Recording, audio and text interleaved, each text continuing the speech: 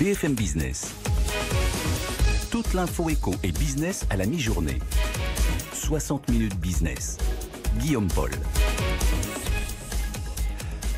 Nous voici en direct de l'hippodrome de Longchamp pour cette REF édition 2020, le grand rendez-vous de rentrée du MEDEF, rebaptisé, je vous disais, cette année Renaissance des entreprises, parce que oui, on veut porter un message d'espoir, de confiance surtout. Ça sera le mot d'ordre, Thomas Asportas vous le disait tout à l'heure, ça sera le mot d'ordre de cette rentrée ici à l'université d'été du MEDEF, la REF 2020, avec en point d'orgue de cette journée, vous le savez bien sûr, le discours de Jean Castex, très attendu, le Premier ministre, pour insuffler peut-être un petit peu de ce vent d'optimisme. Ça sera tout à l'heure à 14h30 et on le suivra évidemment en direct sur BFM Business. Nous, on donne bien sûr la parole toute la journée sur BFM Business à des chefs d'entreprise justement pour voir comment eux voient un peu les choses, sentent cette rentrée qui s'annonce si particulière. On va en parler tout ça avec notre premier invité, c'est Sébastien Guillon, le directeur général de Michel et Augustin qui est avec nous. Bonjour Sébastien Guillon. Bonjour Guillaume. Merci beaucoup, merci d'être avec nous ce midi sur BFM Business.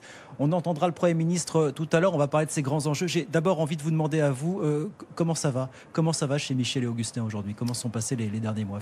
Chez Michel et Augustin, ça va plutôt bien.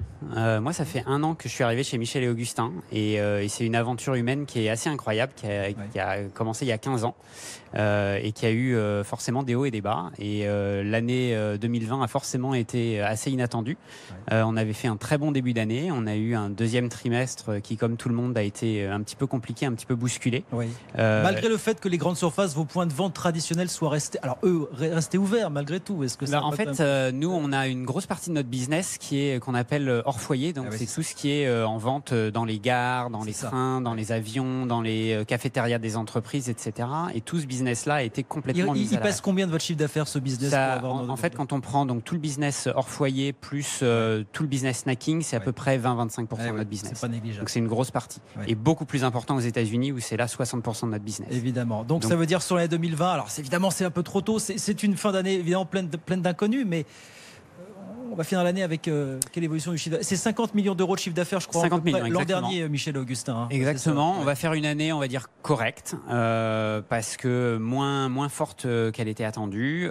Par contre, je pense qu'on a la chance quand même d'être dans un secteur agroalimentaire qui est un secteur relativement protégé par rapport à d'autres industries. Oui. Et qu'on ait une petite aventure très flexible et qu'on arrive à réagir très vite et à aller saisir des opportunités à droite à gauche. Une petite aventure. Alors, c'est 100 salariés à travers le monde, Michel et Augustin aujourd'hui, dont on a une grosse proportion, une grosse partie en France. Exactement, on a 90 personnes en France, 10 aux États-Unis. Sur les 90 qu'on a en France, on a 30 commerciaux sur le terrain, des chefs de secteur, qui visitent tous les points de vente tous les jours. Et après, on a 60 personnes qui sont basées à Boulogne-Billancourt, qui s'occupent de gérer tout le business, de la finance, de la gestion, de la production des nouvelles recettes, de la communication, etc. Et on rappelle, vous n'avez pas vos sites de production propres chez Michel Augustin. Vous travaillez avec divers partenaires. Donc j'allais vous poser la question des mesures barrières, effectivement, des gestes sanitaires. Bon, vous n'avez pas été en première ligne sur. Donc c'est une de nos spécificités. Nous, on travaille avec des partenaires fabricants. Donc c'est un vrai partenariat qu'on met en place avec des spécialistes qui sont basés dans toute la France. On a à peu près 18 sites de production.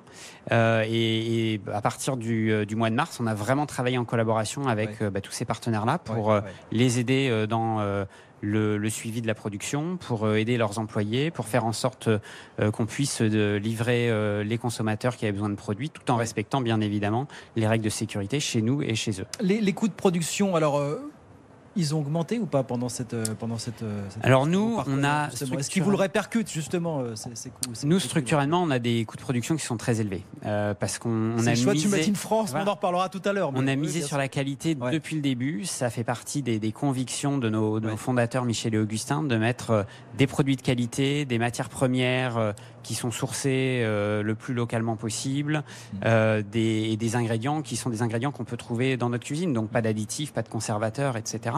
Ce qui nous génère des coûts de production plus élevés que la moyenne et qui d'ailleurs se voit dans nos prix. Mais on ne voit pas d'impact particulier, en tout cas pour le moment. De la part de vos partenaires qui pourraient vous le répercuter et donc vous forcer peut-être à le répercuter sur les prix, ça évidemment. Pour à ce stade, vous ne le voyez pas. Pour l'instant, c'est pas un sujet de discussion, c'est pas un sujet d'actualité. Alors bien évidemment, on est exposé aux évolutions des cours des matières premières. Évidemment. Et si le cours du chocolat, du lait, de la vanille, etc. Augmente fortement, ça a un impact sur nous. Mais pour l'instant, on ne voit pas d'effet direct entre la crise du Covid et l'évolution du cours des matières premières. On a commencé cette interview, je vous ai demandé comment est-ce que vous allez-vous, mais l'autre question, elle va être vitale aussi pour vous par ricochet, c'est comment est-ce que le consommateur se porte, comment est-ce que vous le sentez à l'aune de cette rentrée, Sébastien? Donc en fait, on voit qu'il y a deux tendances assez contradictoires, comme souvent. Il y a une première tendance qui est bien évidemment une pression sur le pouvoir d'achat, et du coup des consommateurs qui vont avoir moins à dépenser, qui sont inquiets par rapport à leur avenir et qui du coup font plus attention à leurs dépenses et qui du coup vont avoir tendance à privilégier des produits plus accessibles, des marques de distributeurs, etc. Mais il y a une autre tendance qui est assez opposée, qui est des consommateurs qui font beaucoup plus attention à ce qu'ils consomment, qui veulent vraiment privilégier la qualité, qui veulent vraiment privilégier le local. Et on voit qu'il y a à peu près 2/3 des Français aujourd'hui qui s'expriment en disant qu'ils souhaitent privilégier une production française. La question, c'est entre ces deux publics, est-ce que ce sont les mêmes? Eh ben, c'est pas forcément les mêmes. Il y a une partie d'overlap, mais il y a aussi forcément des consommateurs qui sont différents. Donc nous, aller nous battre sur les prix, on ne pourra pas le faire. On a des coûts de structure qui sont pas adaptés pour ça.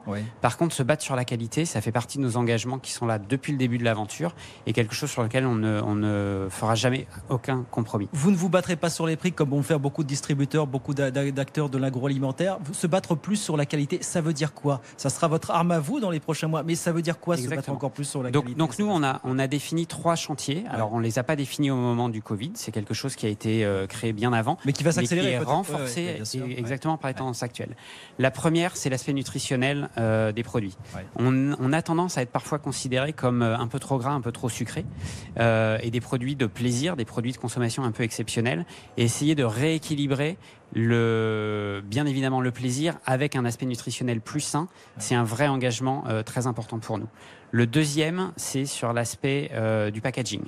Avoir des packagings qui soient recyclables, des packagings qui soient éco-conçus, réduire notre consommation de plastique, c'est une vraie attente des consommateurs. Aujourd'hui, il y a 50% des Français qui demandent des packagings qui sont éco-conçus.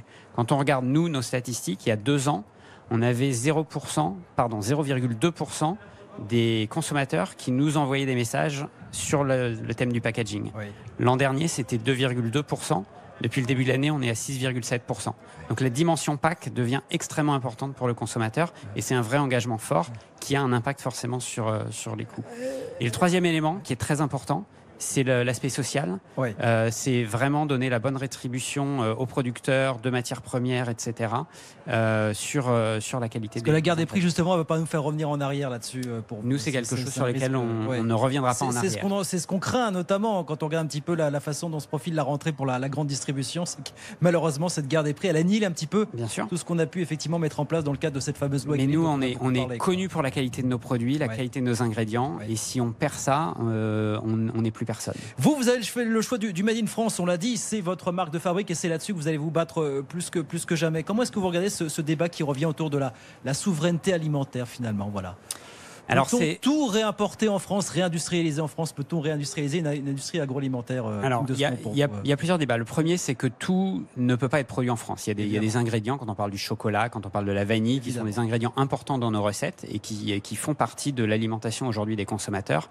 On ne peut pas avoir du Made in France. Par contre, sur des ingrédients comme la farine, comme le beurre, comme le lait, il n'y a aucune raison aujourd'hui de ne pas privilégier ces filières. C'est sûr que ça a un coût, c'est sûr que ça va avoir un impact sur le prix, mais nous, ça fait partie des choix. On apporte quelle proportion de nos besoins concernant ces aliments? On a un ordre de grandeur pour vous, Michel et Augustin. Alors nous, c'est une infime partie, et je vous dis, c'est les ingrédients exotiques qui sont dans nos recettes. Donc la vanille, le chocolat, la noix de coco, les fruits de la passion. Mais à l'échelle du pays, toutes industries confondues. J'ai pas. C'est quand même autrement plus significatif, on imagine. Forcément. Comment est-ce qu'on fait donc alors justement pour. Alors après, il faut savoir que faire ces choix-là, ça a un impact financier et du coup, toutes les marques ne peuvent pas forcément se le permettre ou ne veulent pas forcément se le permettre. Nous, ça fait partie de nos engagements et de nos grandes priorités. Et ce sera de plus en plus le cas. Et au-delà du Made in France, c'est savoir quel est le producteur qui est derrière la matière première. Connaître le fabricant de fromage, la coopérative qu'on va intégrer dans les petits biscuits apéritifs qui font un de nos succès. Aller travailler sur des partenariats avec ces agriculteurs, ces éleveurs, pour les aider aussi au quotidien. Ça fait partie des missions sur lesquelles on veut s'engager. Mais ça a été un choix très vite de Michel Augustin, c'est effectivement la proximité, la transparence, mais la proximité surtout, j'insiste là-dessus, avec les consommateurs. Et on se dit que c'est quelque chose qui va être... Il y a quelque chose de vrai derrière tout ça ou c'est des mots en l'air, quoi? Alors, en fait, à l'origine, Michel et Augustin, ça part de la conviction personnelle de deux hommes qui en avaient marre d'acheter des produits dans lesquels il y avait plein d'ingrédients qu'ils ne reconnaissaient pas, des listes d'ingrédients avec plein d'additifs, plein de conservateurs, etc. Donc ils se sont dit, nous, notre conviction personnelle, c'est de faire des produits qui soient identiques à ceux qu'on ferait dans notre cuisine à la maison. Et à l'origine, quand on a créé la marque il y a 15 ans, c'était ça qui nous a vraiment drivé. Et on a vu que ça a plu à un grand nombre de consommateurs. Et aujourd'hui, de plus en plus, on intègre la dimension consommateur dans nos réflexions. On va faire un très très gros lancement en janvier. Ce sera certainement le plus gros lancement de l'histoire de Michel et Augustin, où on a vraiment essayé de parler aux consommateurs, de comprendre leurs insatisfactions sur une catégorie sur laquelle on n'est pas encore présente, et vraiment faire un produit assez révolutionnaire qui va vraiment changer les choses. Donc vraiment mettre le consommateur au centre de notre réflexion. Donc je termine là-dessus, on va beaucoup parler de souveraineté alimentaire. Le Premier ministre en parlera peut-être tout à l'heure, Jean Castex, et puis ça sera un des axes du plan de relance qui sera présenté. Alors on l'a su ce matin, c'est jeudi 3, ça sera dans une semaine, dans 8 jours plus exactement. La souveraineté alimentaire, c'est un dossier de longue haleine, c'est un chantier de longue haleine, très très longue haleine. Voilà. Et je pense que toutes les marques peuvent pas se le permettre. Mais si des marques qui sont petites comme nous, Michel et Augustin, ne montrent pas l'exemple, personne ne pourra le faire. Donc c'est notre mission et c'est notre responsabilité d'aller nous engager sur ces sujets-là. Et ça ne se fera pas sans hausse de prix parfois significative sur certains produits. On est d'accord. Le prix moyen entre un produit qui va être importé où il y a des coûts de production qui sont inférieurs et du Made in France avec des ingrédients de qualité sourcés et tracés, forcément il y a une différence. Mais c'est une différence au final qu'on retrouve dans la recette, qu'on retrouve dans l'aspect gustatif du produit. Ça sera votre philosophie, ça reste votre philosophie. Ça va être de plus en plus la philosophie de Danone. Il faut le rappeler, qui est votre actionnaire aujourd'hui. Danone détient 85% des parts de Michel Augustin aujourd'hui. Voilà. Danone est effectivement notre actionnaire majoritaire. Nous, on est très contents d'avoir Danone qui est un actionnariat stable, stratégique, qui nous comprend et qui nous aide. Et dans des périodes de difficultés financières, comme on peut voir cette année, c'est effectivement une position confortable, on va dire, pour nous. La souveraineté alimentaire, voilà, débat dont on n'a pas fini de parler. On en reparlera bien sûr dans les prochains jours. Puis Jean Castex en dira soit un mot aujourd'hui, mais de toute façon, au plus tard la semaine prochaine, dans le cadre de ce fameux plan de relance. Merci beaucoup, Sébastien Guillon. Merci beaucoup d'être venu nous voir, le directeur général de Michel et Augustin, avec nous ce midi sur BFM Business.